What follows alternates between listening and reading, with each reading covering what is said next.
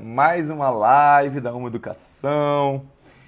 Hoje, mais uma vez, eu tô sozinho e vou apresentar algumas ideias aqui para vocês. Vou abrir uma discussão aqui entre nós a partir de um material muito bacana, que é um material da 33ª Bienal de São Paulo. Não sei quantos aqui já tiveram experiência de participar, muito provavelmente ninguém. Mas não pelo menos enquanto artistas, né? Mas alguém já foi numa Bienal aqui de São Paulo? Alguém já participou, inclusive, dos educativos que eles promovem? Olá, Cris! Imagina, Fabiano, né? Participar do Bienal não é para qualquer um, né, meu caro? Vocês já participaram como ou educadores, ou como alunos mesmo que enquanto sendo educadores desses educativos da Bienal? Eles são muito legais, viu, galera? Olá, a Adri já participou. Que massa, Adri. Depois estou super curioso para ouvir seu relato. Se você quiser compartilhar aqui nos comentários, eu ia ficar super feliz de ler aqui para o pessoal. Não sei se você lembra, então, Dri, como educadora, que bacana. De qual Bienal você participou como educadora? Hoje a gente vai falar dessa aqui, ó. Desse educativo que foi da 33ª Bienal aqui de São Paulo. O nome do educativo, ele é Convite à Atenção.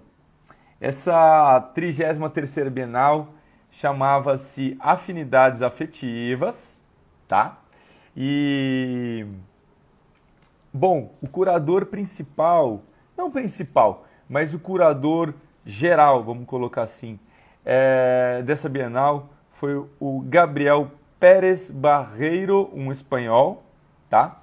E ele propôs para essa Bienal uma mudança que ele mesmo chamou de mudança no próprio sistema operacional da Bienal, em que ele descentralizou a curadoria para essa Bienal. Isso foi um ato bastante inovador, assim, e ocasionou uma possibilidade de diálogo com o educativo bastante bacana, tá?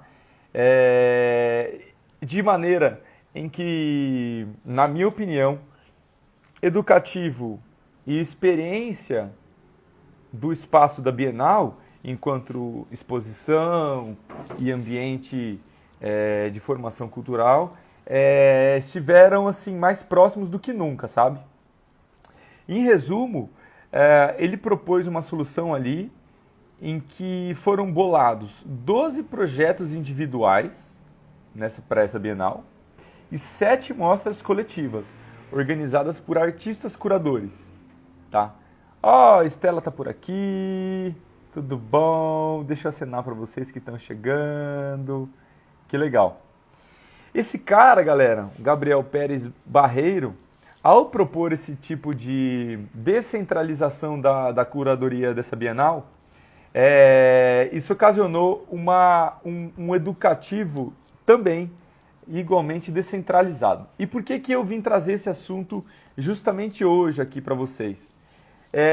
Quem participou da nossa última live, eu falei bastante sobre um cara que chama Ralph Eimer. E o nome da nossa live anterior era Vendo versus Lendo. E como que isso se relaciona com essa experiência dessa Bienal? Eu vou então lembrar um pouquinho para vocês, para quem participou ou para quem não participou, eu vou dar uma resumida bastante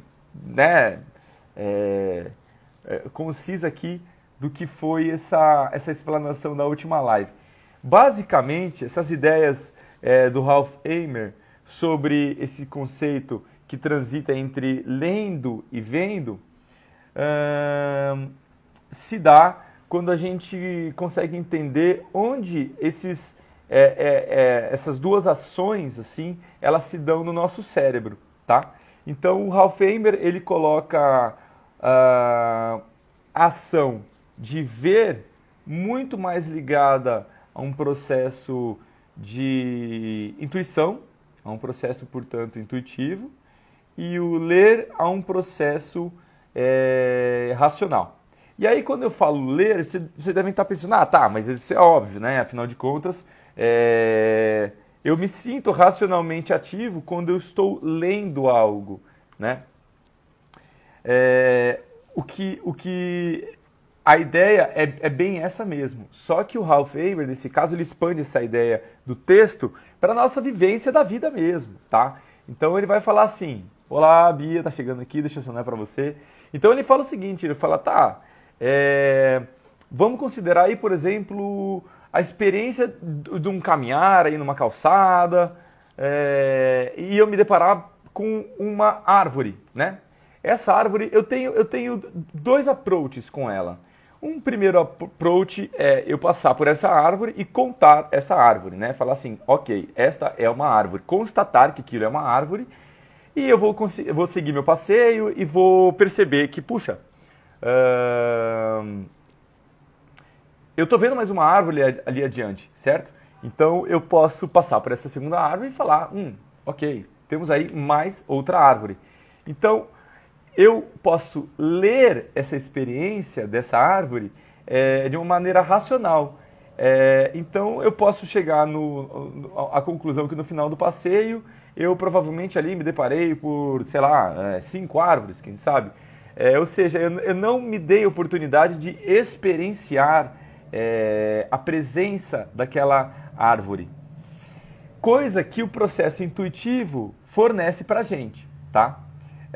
E é exatamente através da fluidez entre um processo intuitivo e racional que se dá a comunicação e, portanto, a linguagem. E eu estou colocando essas palavras-chave aqui para a gente ter isso em mente quando eu voltar aqui para o nosso assunto, que é para falar sobre o educativo da 33ª Bienal de São Paulo, tá? Então, só explicando a parte intuitiva de experienciar essa árvore nesse nosso caminho, que a gente está lá, num passeio, na nossa calçada, a gente acha uma árvore. Eu, ao contrário de um processo racional, em que eu só contaria aquela árvore, eu me deparo com aquela árvore e me dou tempo para entender aquela árvore. E eu me dou tempo e espaço para perceber as folhas daquelas árvores, a complexidade de luz e sombra pela textura do casco e das folhas e dos galhos, de desenhos que esses elementos da árvore, ao serem atravessados, por exemplo, pelo sol, propiciam ao meu caminhar e, portanto, isso me pode gerar uma experiência de prazer estético que é muito mais complexo do que eu simplesmente constatar uma presença da árvore de maneira racional. Eu posso, inclusive, me aproximar, intuitivamente ainda falando, dessa árvore e notar que ela é palco para uma biodiversidade gigantesca, em que, por exemplo, talvez seres vivos dependam daquela estrutura para existirem de fato. E isso, pessoal, olha lá, fui na 29ª Bienal, título Navegação Segura. Que legal, Dri, que legal. Essa foi a Bienal em que você participou como educadora, foi isso? E voltando ao nosso assunto aqui, e perceber que, por exemplo, essa estrutura, essa árvore, que também, né, é um organismo vivo, ela é palco para uma biodiversidade gigantesca. E é claro que me deparar com essa árvore com o tempo me gera uma experiência muito mais rica do que eu simplesmente constatar a presença daquela árvore e contar mais uma árvore no meu caminho, né? E isso demanda muita energia cerebral, de fato, né? Isso exige que, puxa, eu preciso despender ali uma energia de açúcares para que meus neurônios eles tenham uma conexão bastante complexa entre eles, porque provavelmente eu me dar tempo em experienciar aquela árvore vai exigir que, por exemplo, o meu cérebro se conecte com um espaço reservado à memória, em que eu vou lembrar das árvores anteriores que me marcaram na vida, que provavelmente vão me lembrar, de repente, de uma experiência que eu tive em provar um fruto de uma árvore lá na minha infância, quando eu subi um pé de manga, sei lá. Cada um tem sua história aí com uma árvore, por exemplo, né? E a linguagem, então, ela se dá exatamente entre esses dois mundos em que intuição e razão se intercalam para sempre. E aí, vamos voltar aqui ao nosso assunto principal, que é essa 33ª Bienal, focado no educativo, né, chamado Convite à Atenção. Eu elenquei aqui alguns temas de como eles abordaram essa questão sobre a atenção. E como eu disse para vocês aqui, lembrando dessa experiência da árvore, mais uma vez, a atenção que a gente coloca nesse contexto educativo provavelmente pode suscitar algumas memórias em vocês de escola, principalmente na turma do fundão aqui, que deve estar presente também, né? Quando o professor dá aquele puxão de orelha, falando: ô fulaninho, presta atenção na aula. E a gente grava esse significado de atenção muito relacionado à falta de capacidade, de foco, talvez, né? O que está estritamente ligado aí com talvez uma abordagem racional, né? Ou seja, eu não estou racionalmente presente na aula. O que, na verdade, é uma grande bobeira. E é isso que esse educativo da 33ª Bienal vem nos dizer, né? A atenção, segundo esse educativo, ela está muito mais atrelada aos processos intuitivos do nosso cérebro, tá? E o que essa nossa live aqui, que chama Convite à Atenção, pretende é justamente usar de uma série de protocolos que a Bienal, ela com muita discussão, com muitos arte-educadores, com muitos educadores, com muitos conhecedores do assunto, organizou para que a gente possa usar em qualquer situação de observação de um objeto de arte, tá? Isso é muito legal para a gente usar nos nossos exercícios em sala de aula mesmo. Eu acredito que todo mundo aqui, ou a maioria de vocês, sejam arte-educadores ou aspirem a eventualmente adentrar de uma maneira mais profunda a esse universo. Então, eu fico muito honrado de alguma maneira conseguir trazer esses assuntos aqui para vocês. Bom, então, voltando aqui para essa Bienal, o tempo todo, esse educativo dessa Bienal, aí eu vou explicar talvez aqui também para quem não esteja entendendo o que é um educativo numa Bienal, né, pessoal? Bom, vamos fazer esse parênteses aqui que ele é muito importante. O que acontece? Muitas exposições de arte, sobretudo essas exposições grandes, feitas por grandes instituições, por instituições bastante sérias, que se preocupam com uma formação cultural dentro do espaço em que elas funcionam, elas contam com ações educativas. Significa que existe toda uma programação paralela à programação da exposição, que ela é destinada à formação cultural mesmo das pessoas. E formação de arte-educadores também. Formação de educadores. E é um prato cheio para qualquer pessoa tatear por outra perspectiva a própria exposição. Porque sempre o educativo de uma exposição tem uma abordagem específica sobre aquela exposição, que é uma abordagem do ponto de vista educacional. Olá, Jana, deixa eu assinar aqui para você, tudo bom? E então, por exemplo, né, um educativo de uma exposição, por exemplo, ele pode se dar de diversas maneiras. Entre essas maneiras, por exemplo, eu posso bolar uma atividade de visita guiada a uma exposição. Essa é uma ação educativa bastante eficaz, bastante difundida.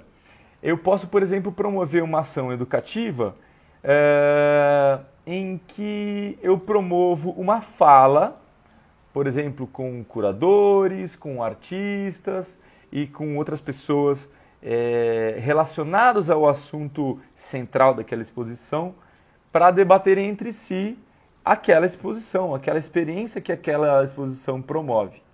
Então, basicamente, o educativo de uma exposição, ela procura mediar aqueles assuntos que aquela exposição ela trata, né, com o público.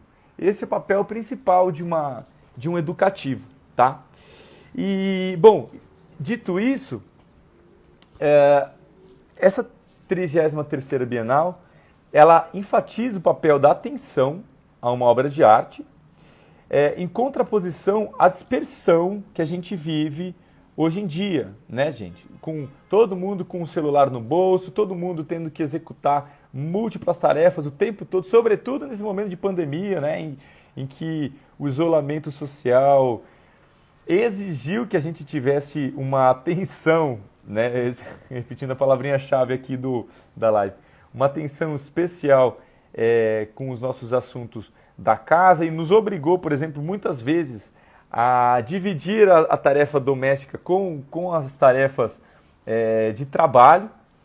Isso proporciona o quê? Que a gente não tem mais tempo para nada, né?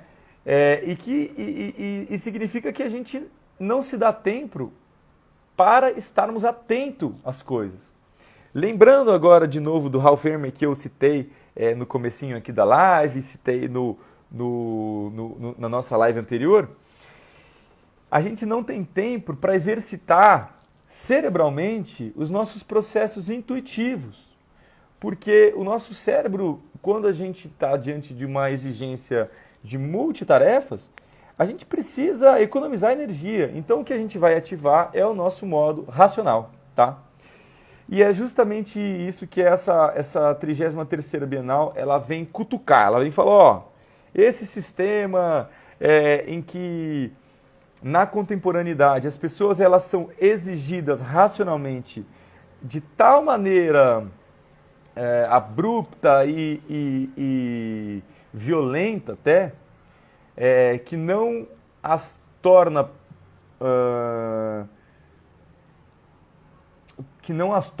passíveis de, por exemplo, terem momentos de exercício intuitivo. Puxa, onde é que vai se dar a linguagem? Onde é que vai se dar a comunicação? Onde é que se dá a humanidade da coisa, né?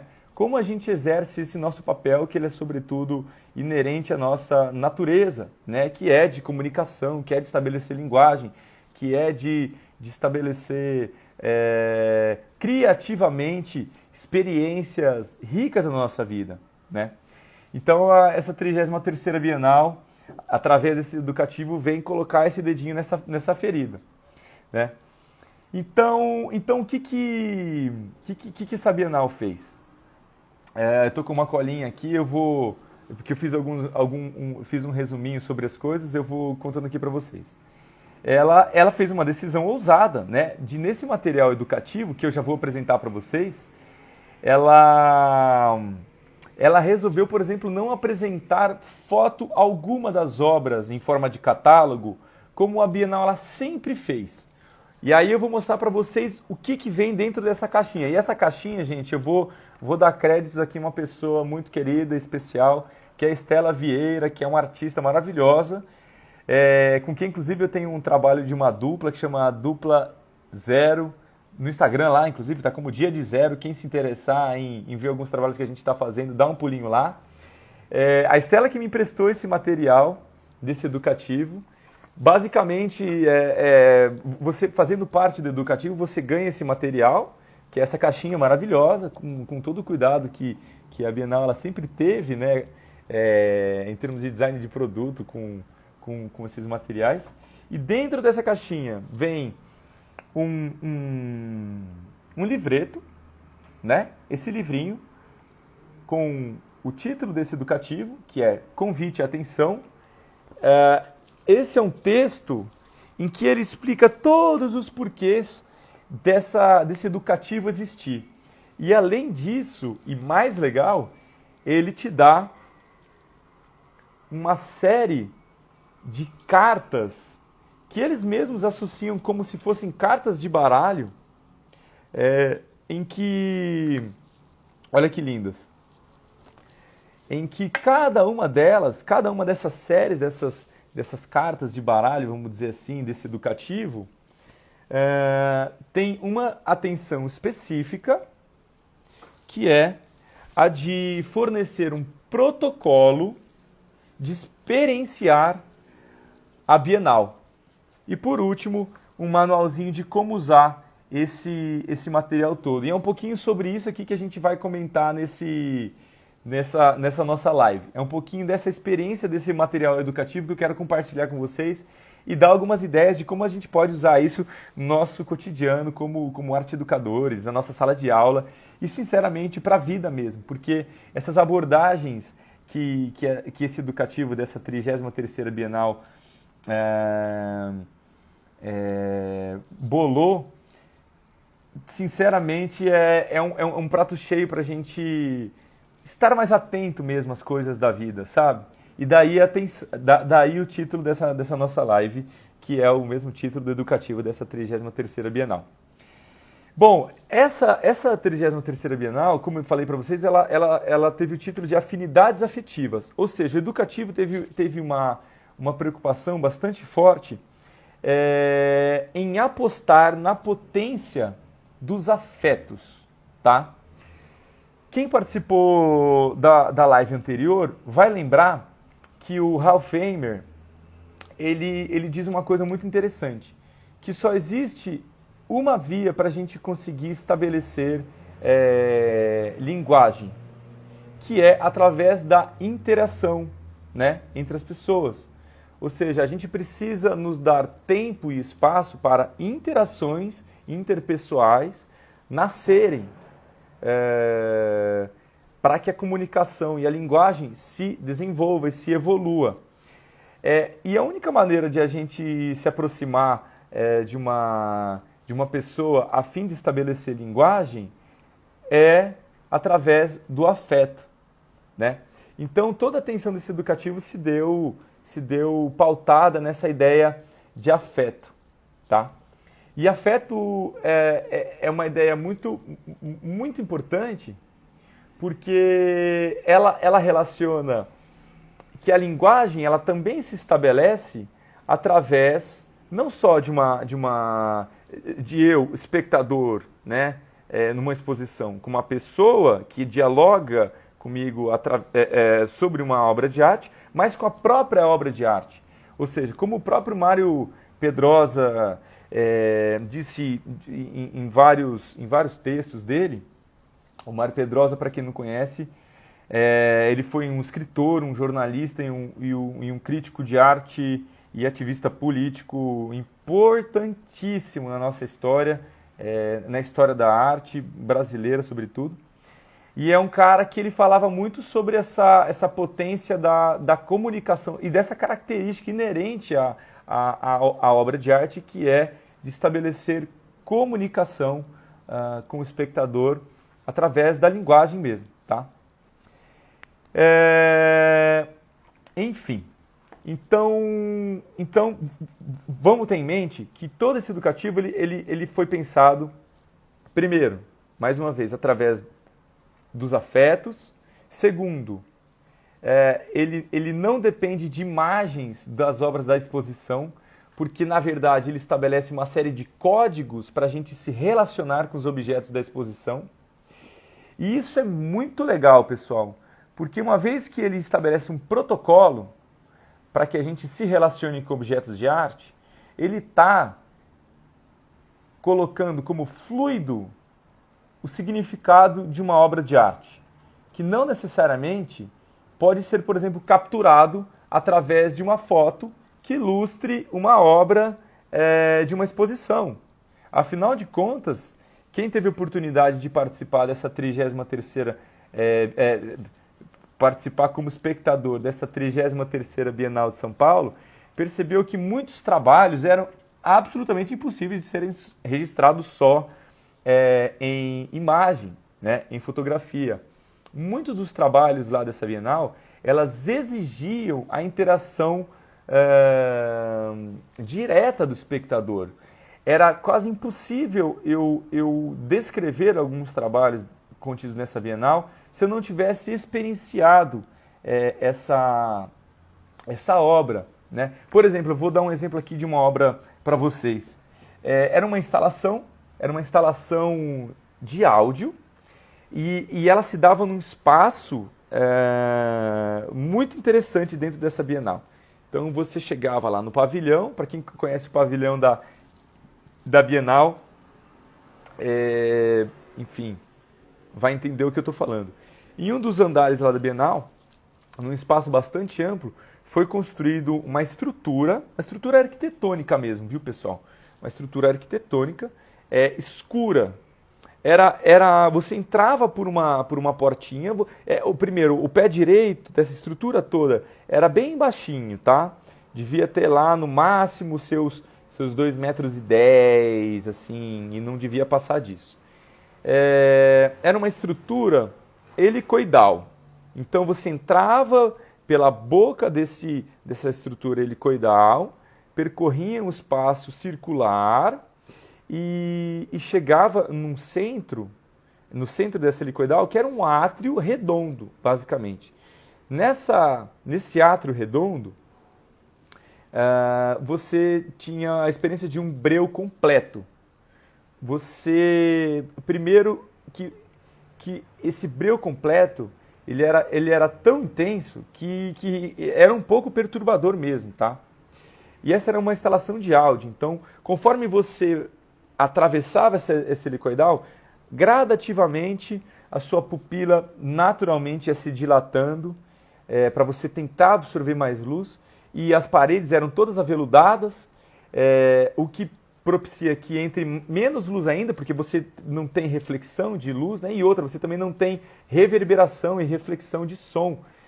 Ou seja, quando você chegava nesse átrio central, não só era muito escuro, como também era muito quieto.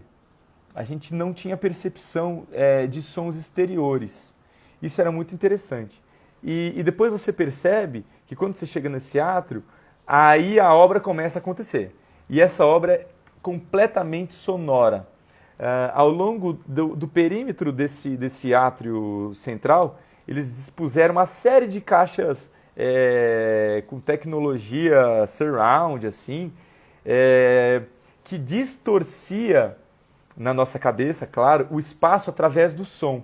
É um recurso que chama-se paisagem sonora, né? Então a sensação é você propiciar a sensação de diversos espaços através unicamente do som. E como é que você fotografa isso, né, gente? Como é que você coloca isso num catálogo de um educativo, de uma Bienal? É praticamente impossível. Você pode narrar essa experiência, como eu estou falando aqui para vocês, mas você não consegue registrar essa experiência em foto, né? Até porque é impossível tirar foto lá dentro, porque não tem luz alguma. E você também acaba com a graça de tirar uma foto com flash lá dentro, porque justamente o que a obra propõe é que você não enxergue nada lá dentro, né? E infelizmente não fizeram uma tecnologia suficientemente avançada hoje para a gente conseguir ouvir uma foto, né? Na verdade até dá, né? Hoje em dia os celulares até tentam simular isso, mas não dá para colocar isso num catálogo de um educativo de uma Bienal. Não dos modos tradicionais, pelo menos. Então, só para explicar para vocês que esses protocolos que a 33ª Bienal fez através do educativo são muito inteligentes ao realmente extinguir catálogo. Porque a preocupação desse educativo é realmente fornecer diretrizes de como eu vou me relacionar com um objeto, qualquer que seja. Ou seja, qualquer coisa que eu visse nessa Bienal, muito provavelmente eu poderia ter uma experiência daquilo de uma obra de arte. É claro que nem tudo que está lá na Bienal era arte efetivamente, né? Mas isso me dá a possibilidade de ler artisticamente e criativamente qualquer objeto, tal qual se ele fosse um trabalho de arte. E isso é um pano... isso dá o que falar, por exemplo, na sala de aula, porque quando eu excito nos alunos esse tipo de noção, em que o status de obras de arte depende exclusivamente da minha experiência com qualquer objeto, puxa, tudo pode ser obra de arte, vocês concordam comigo? É mais ou menos por aí. Então eu consigo me relacionar com essa caneta de uma maneira a ter a minha atenção a isso, de maneira que isso me provoque uma experiência artística, estética, filosófica também. E isso é muito bacana. Quem está conseguindo acompanhar desde o começo talvez esteja um pouco ansioso para entender aqui, afinal de contas, qual é esse protocolo. Porque é isso que eu quero dividir com vocês hoje, tá? Eu vou mostrar alguns exemplos aqui de como esse protocolo funciona e de como a gente consegue usar esse protocolo da Bienal, desse educativo da Bienal, na nossa sala de aula. Mas antes eu preciso passar aqui por algumas outras ideias e conceitos. Mas antes eu queria saber de vocês, gente. Tá fazendo sentido até agora? Vocês estão acompanhando? Alguém que quiser compartilhar comigo aqui no chat alguma experiência que vocês tiveram no educativo da Bienal, eu vou ficar muito feliz, vou contar aqui para todo mundo. E vamos que vamos, porque de fato essas experiências nessas exposições grandes, elas são muito legais, né? E elas marcam a gente, tá? E por que elas marcam a gente? Porque a gente estabelece uma condição de afeto por aqueles trabalhos. A gente nos deixa nos afetar por esses trabalhos. E aí eu vou entrar numa situação aqui bastante importante, tá? Que tem tudo a ver com afeto. E tem a ver, eu vou destrinchar essa ideia de se deixar afetar, né, perante uma experiência com um trabalho de arte, dentro do contexto de educação, por dois conceitos. O primeiro, que é educare, né? Educare é uma palavra que vem do latim, que literalmente significa cultivar ou inculcar valores e conhecimento. Educare tem a ver com intenção. E aí quem teve a oportunidade de lembrar da live anterior, e se não teve, depois dá uma olhadinha lá, intenção está muito mais ligado à razão do que à intuição, tá? Gravem isso. Então, retomando, educare, que do latim significa cultivar ou inculcar valores e conhecimentos. Isso tem a ver com intenção. E outro conceito é educere.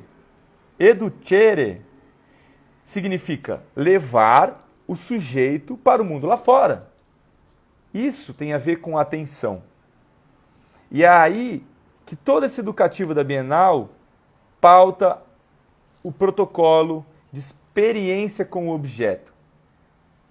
E atenção, mais uma vez, tem a ver com intuição.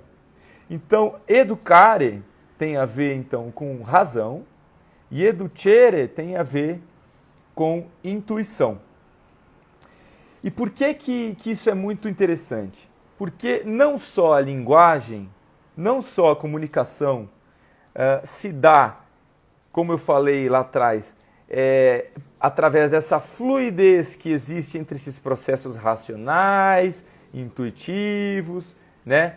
Em que a gente racionalmente transforma, por exemplo, objetos em imagens, né? E essas imagens a gente dá nome a elas, né? Ou seja, quando eu uso um substantivo, eu estou, na verdade, fornecendo uma representação racional, né, em forma de palavra, de uma imagem que está relacionado a uma experiência objetiva de um objeto específico.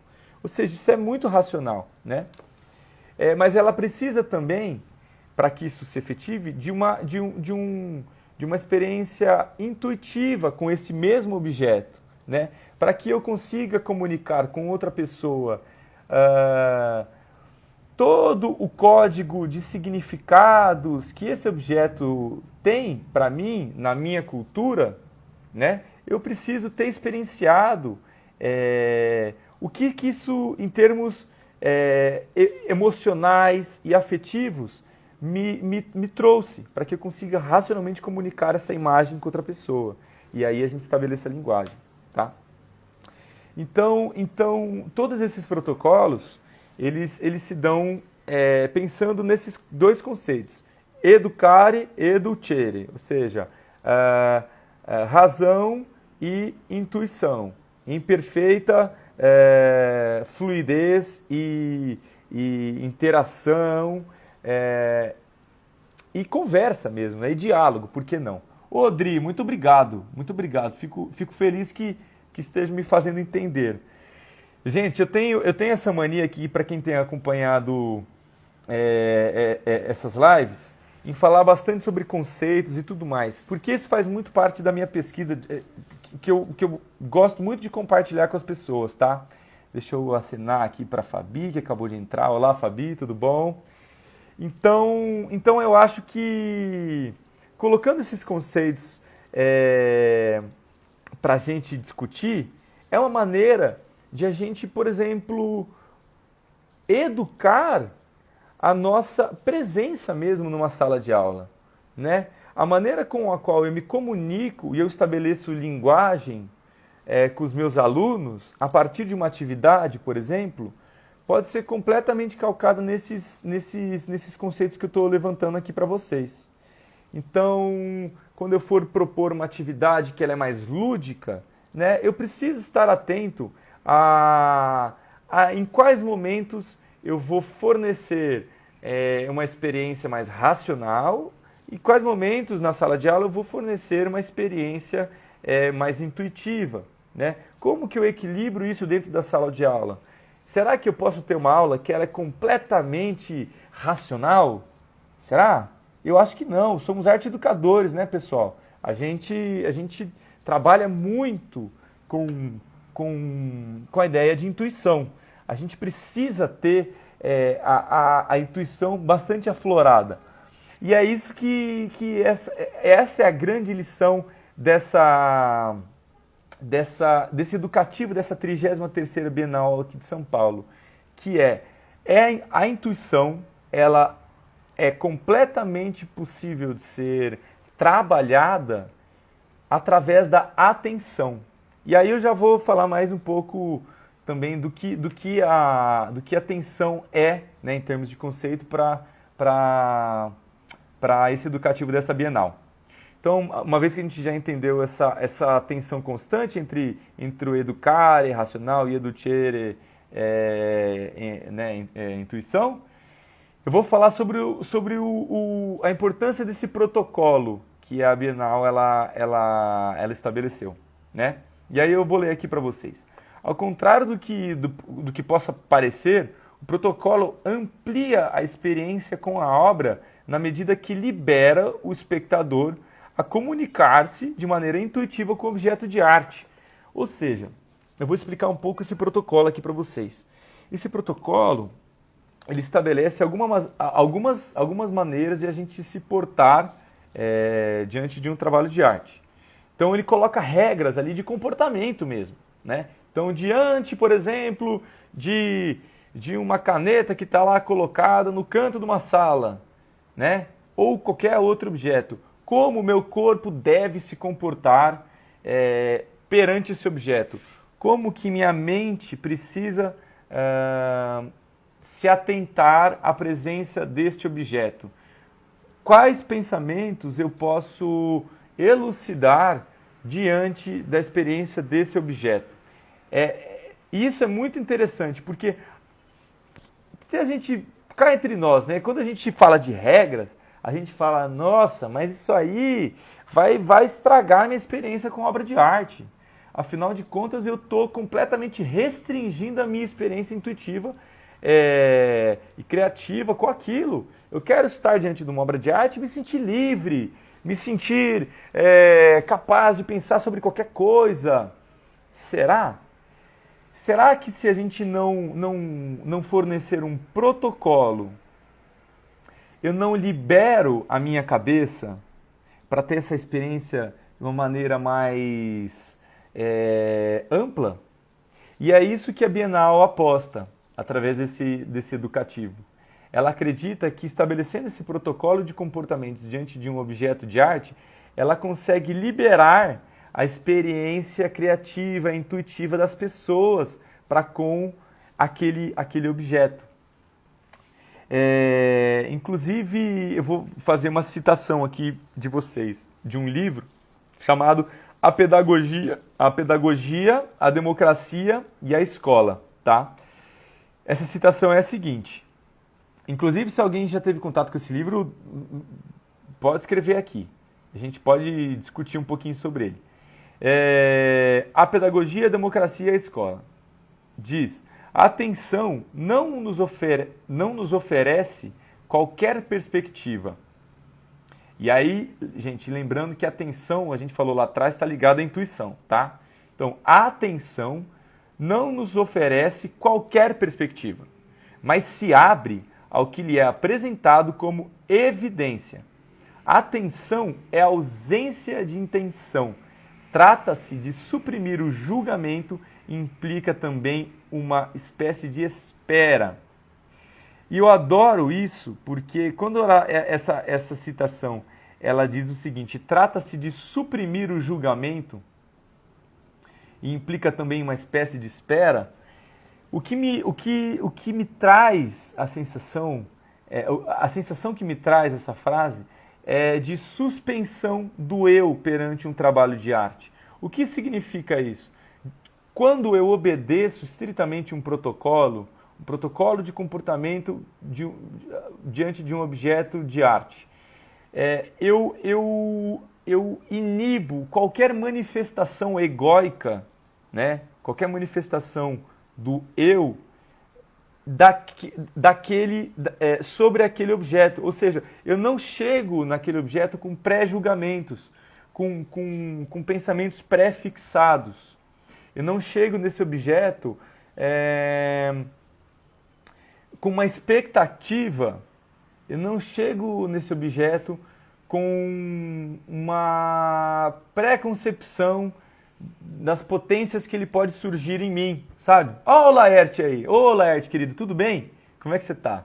Esse cara é incrível, viu gente? Eu sou muito fã dele, na minha opinião é um dos grandes artistas aí que a gente tem nesse país. Depois dá uma procurada para quem não conhece o trabalho do Lete, que também tem toda uma preocupação com educativos no seu processo e tudo, que é assim de arrepiar mesmo, viu Lete?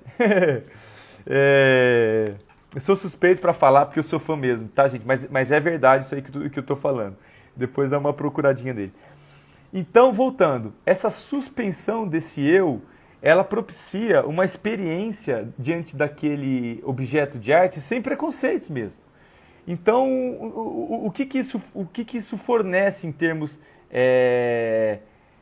educacionais? Que eu esteja completamente imune de qualquer julgamento que eu vou ter sobre aquela experiência. Isso vai ampliar a minha experiência diante daquele objeto, e outra, vai me dar a oportunidade de me conectar de maneira afetiva com aquilo. E quem tem acompanhado assim as lives e tudo, e quem está fazendo o curso de arte e educação, a gente toca muito nesse assunto, né? Que é a maneira com a qual a gente consegue de fato construir conhecimento é fazendo com que a pessoa que apreenda através de uma experiência de um objeto de arte algo, isso só vai se acontecer de maneira efetiva se isso passar pelo filtro da bagagem da vida dela.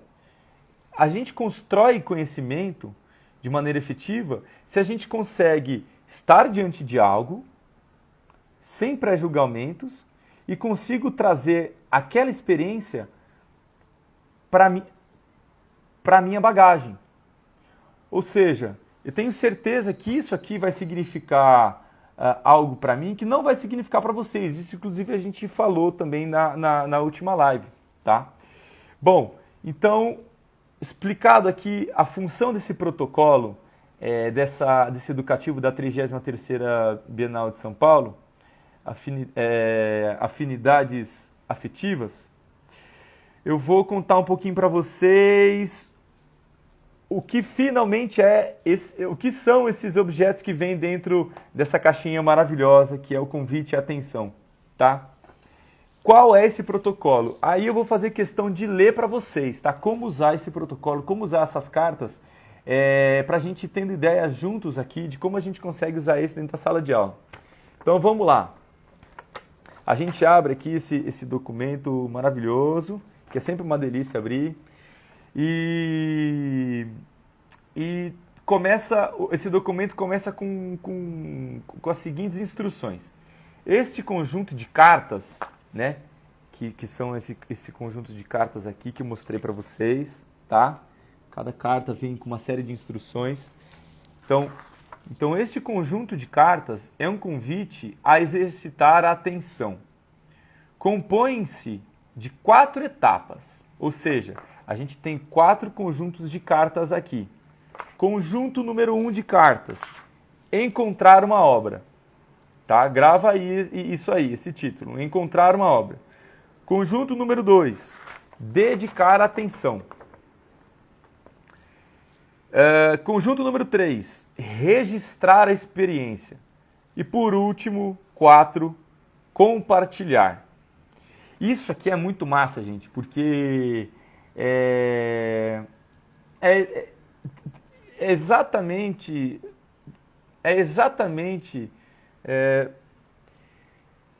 a gente pode dizer aqui que é uma leitura completamente embasada nos dizeres do Mário Pedrosa. E isso é muito bacana, porque inclusive a Bienal retomar essas ideias, ou não retomar, mas talvez exercitar esse papel tão importante que o Mário Pedrosa trouxe em termos de contribuição cultural mesmo para a arte nacional. É muito generoso e isso é muito legal, né? Para quem também não conhece o Mário Pedrosa, super recomendo a leitura, dá uma procurada lá, tem alguns livros super icônicos assim dele, tá? Poderia até citar alguns aqui, por exemplo, Problemática da Arte Contemporânea, né? Inclusive, posso citar aqui uma frase desse livro. Vontade de comunicar é, sem dúvida, condição absoluta de todo ser vivo, né? E isso pode soar óbvio, mas quando a gente traz para o contexto da arte faz todo sentido. Eu sei que há teóricos que discordam um pouco de que necessariamente a obra de arte ela tem a intenção de se comunicar, de estabelecer linguagem, mas é nisso que o Mário Pedrosa apoia toda a sua pesquisa. E talvez eu não tenha experiência suficiente para falar assim, concordo absolutamente com o Mário Pedrosa, mas a princípio eu concordo sim, tá? Se for permitir minha opinião aqui, é essa, caso seja interesse de alguém aí. Então tá, vamos retomar aqui. Esses quatro conjuntos de cartas são, primeiro, encontrar uma obra, segundo, dedicar atenção, terceiro, registrar a experiência, quarto, compartilhar. E aqui eu vou focar nas instruções que esses protocolos dão sobre o modo coletivo, tá? O modo coletivo de usar essas cartas funciona da seguinte maneira. No uso coletivo, uma pessoa deve assumir a mediação do exercício. No caso aqui, nós, né, pessoal? Arte educadores e por aí vai. Então, primeiro, oriente os participantes a deixarem o celular no modo avião, desliguem o celular e a se manterem em silêncio, a menos que as instruções contidas nessas cartas indiquem o contrário. E eu vou ler algumas dessas cartas para vocês, tá? Segundo, providencie um marcador de tempo para a realização da etapa 2. Vocês vão ver que a etapa 2, que é dedicar atenção, promove ali uma série de tempos em que a atividade deve ser colocada. 3. Embaralhe as cartas das etapas 1, que é encontrar uma obra, a 3, né, ou seja, dedicar atenção a registrar uma experiência, separadamente e sorteie uma carta de cada. Tá? E é isso que a gente vai fazer aqui com vocês. Quarto, reúna o grupo e apresente a proposta do exercício. Tá? E no final, realize a etapa 4, que é compartilhar, ou seja, nos comunicar numa roda aberta de conversa, para dizer quais foram as experiências que cada um teve sobre seguir esses protocolos, porque cada experiência é única e a gente aprende sempre intuitivamente com as experiências dos outros. Então vamos lá, vamos fazer essa brincadeira aqui com vocês. Vou pegar primeiro então o conjunto aqui de cartas do número 1, que é encontrar uma obra. Eu vou pegar aleatoriamente aqui uma coisa, tá? Então vamos lá, vamos ler essa aqui. Encontrar uma obra. Lembrando que é um protocolo de como a gente deve se comportar diante de um objeto de arte. Então, encontrar uma obra. Até o encontro, há um caminho a ser percorrido. Nele, há espaço para o medo? Ponto de interrogação. Aí uma citação. Como sabemos, é necessário um mínimo de imaginação para se ter medo. Fecha aspas. É uma citação de Eduardo Viveiros de Castro. Vou pegar... Durma com essa, né, pessoal? Durma com essa. Vou pegar agora, então, uma carta aqui do número 2, na sequência, que é dedicar atenção. Primeiro passo. Dedique 5 minutos a investigar a obra generosamente. Segundo passo. Dedique 5 minutos a fazer a seguinte pergunta. Se ela lhe fizesse uma pergunta, qual seria? Terceiro passo. Dedique 5 minutos à seguinte pergunta. Se você fizesse uma pergunta à obra, qual seria? Eu já vou retomar tudo, tá? Passo número 3, então, uma carta do conjunto número 3. O conjunto número 3 fala sobre registrar a experiência, tá? Então, vamos lá. Afastar-se da obra. Recolher-se por alguns minutos. Em uma folha de papel, escrever uma pequena história sobre a experiência que você teve com a obra. Galera, isso aqui dá para montar uma aula de arte inteira, só com esses 3 papéis aqui que a gente tirou agora. E se a gente juntar mais cartas, vai para o ano todo, vai para... Vixe, uma loucura. E só para vocês terem uma noção, aqui a média de cartas deve ser próximo de 15 a 20, tá? Eu vou falar a verdade, eu não sei se esse material está disponível na internet. Eu não procurei, para ser bem sincero, afinal de contas a Estela Vieira, pessoa incrível, me emprestou esse material e eu vou compartilhar um pouquinho dessas cartas com vocês. Então vamos reler tudo de novo, tá? Só pra gente pensar aqui, por exemplo, no que poderia ser um exercício em sala de aula através disso. Então, vamos encontrar uma obra que evoca esse tipo de pensamento. Até o encontro, há um caminho a ser percorrido. Nele, há espaço para o medo? Citação de Eduardo Viveiros de Castro é a seguinte: como sabemos, é necessário um mínimo de imaginação para se ter medo. Puxa, a gente poderia super, por exemplo, falar de um trabalho qualquer através dessas cartas. E essa é a grande sacada da Bienal, em fornecer não um catálogo para a gente analisar obra a obra de maneira objetiva, mas uma série de comportamentos que podem embasar a nossa experiência para qualquer trabalho. A gente consegue falar sobre isso, de repente, sobre esse copo aqui que está na minha frente, né? E se eu supusesse que um trabalho da Bienal fosse esse aqui, né, em que eu apoio esse copo numa caixa, né? Talvez na iminência de cair aqui, vai. O fato desse copo estar na iminência de cair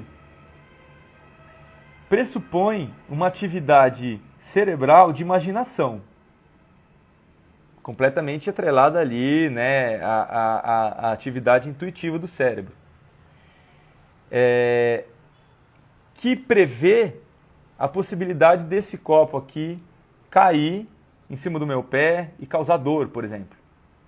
E ao mesmo tempo, não deixa de ser um processo racional para eu evitar que isso aconteça.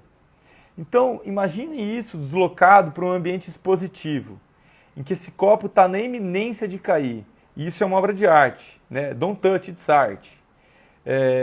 Ou seja, o fato de eu perceber que isso está na iminência de cair no chão e causar um desastre em plena Bienal, me dá um medo tremendo de passar pertinho dessa obra, né? Porque eu já vou imaginar o caos que vai ser se eu tiver que me responsabilizar por ter gerado esse caos lá nessa Bienal, em ter quebrado essa obra. Será que, por exemplo, essa obra se quebra, ela é a mesma, né? Será que a obra se desfaz? Onde existe esse trabalho de arte, né? Onde existe esse trabalho de arte mesmo? Será que está no processo mesmo de isso acontecer efetivamente? Ou o trabalho é realmente mental, né? E ele existe na nossa cabeça, né? No momento em que a gente dá possibilidade de colocar um objeto na iminência de cair, que isso me gere medo das possíveis consequências caóticas, imprevisíveis, que esse objeto caindo no chão ia ocasionar nesse espaço. Então, por exemplo, exercitar o segundo passo, que é investigar a obra generosamente, né? Eu estou pressupondo que eu já fiz isso, né, fazendo esse relato para vocês. E se ela lhe fizesse uma pergunta, qual seria, né? Se essa obra na iminência de cair, esse copo na iminência de quebrar, e fizesse uma pergunta, qual seria? Colocar isso para os nossos alunos pensar, eu tenho certeza que vai... Puxa vida, existe uma profusão aí de coisas interessantes que a gente pode levar para a vida mesmo, que eu não consigo nem descrever aqui. Inclusive, quem tiver alguma ideia, pode mandar brasa aí no chat, que eu vou ficar feliz de ler para todo mundo. Mas antes, deixa eu ver aqui a interação de vocês. Adri, parece que a Adri também é fã do Laerte. O Franco, o ator, mandou aqui coraçõezinhos e falou assim: trabalhei nessa edição da Bienal, eram jogos incríveis durante as visitas. Cara, que honra, que legal ter você aqui com a gente, porque imagino que deve ter sido maravilhoso. E a Elaine falou assim: ainda encontramos esse material? Elaine, eu vou ser muito sincero com você, eu não sei te responder isso. Eu acho que vale a pena você dar uma procurada na internet com o seguinte título. Deixa eu pegar a caixinha aqui da Bienal. Cadê caixinha? Cadê você? Procura lá, Elaine.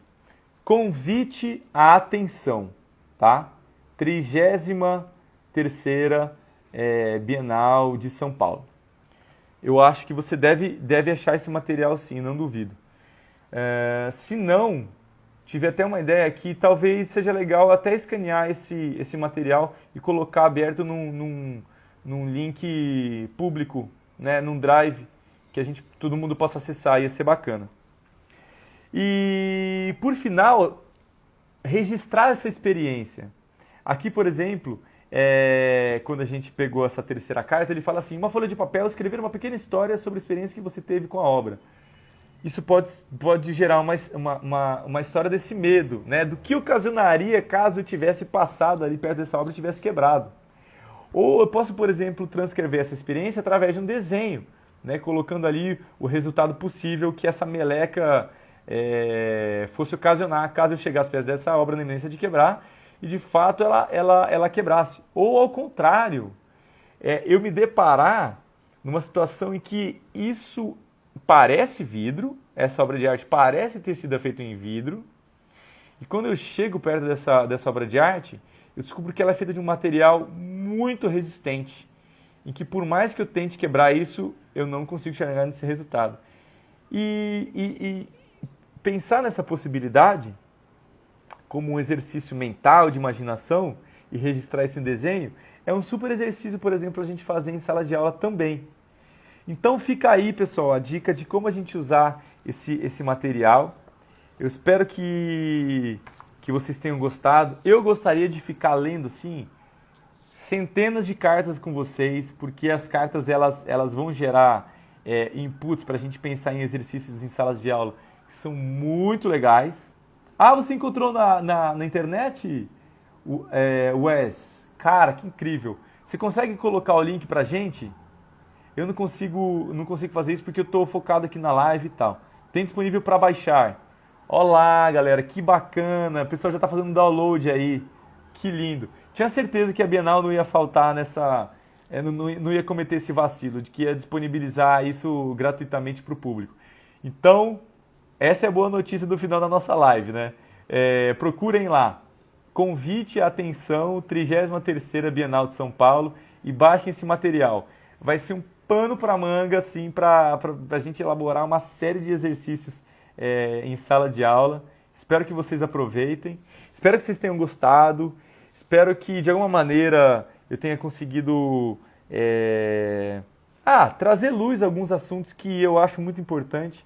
E como eu tenho dito aqui para vocês, são assuntos que permeiam não só a minha atuação como arte educador aqui na Uma Educação, mas permeiam muito das minhas atividades que eu faço como artista visual.